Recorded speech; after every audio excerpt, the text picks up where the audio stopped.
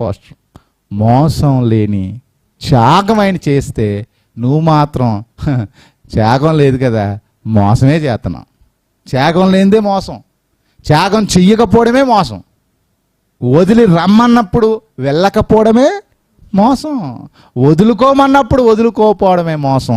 అందుకనే యోబుకారుడు అంటాడు, నా పాపమును నా రొమ్ములో నేను దాచుకుని ఎడల నేను అబద్ధికుడినవుదును అన్నాడు. అనడా లేదండి?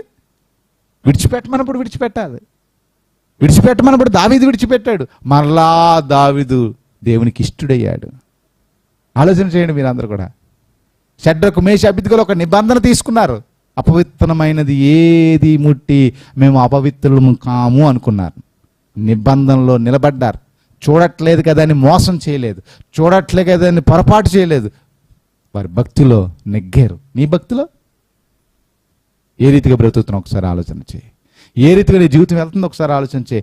ఈ లోకంలో దేవునితో స్నేహం కావాలనుకుంటే, పరలోక రాజ్యంలో దేవుని స్నానం కావాలనుకుంటే నువ్వు ఏదో ఒకటి ఆటంకం వచ్చేదంతా విడిచిపెట్టాలి. ఏదో ఒకటి కాదు, వస్తే అన్నీ విడిచిపెట్టాలి.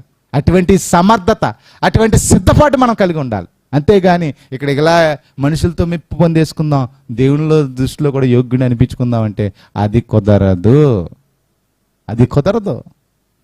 మోషేని అందరు తిట్టారు, మోషేని అందరూ శనిగారు, మోషేని అందరూ కూడా పిచ్చోడు చేస్తున్నాడేటి పని, ఐగుప్తు ధనాన్ని విడిచిపెట్టేసి కాలుతో తిన్నేసి ఏమీ లేని పేరు ఊరు తెలియని దేవుడు వెంట పెడుతున్నాడేటి అని అబ్రహాం కోసం శనిగారు, మోషే కోసం శనిగారు, యేసేపు కోసం శనిగారు.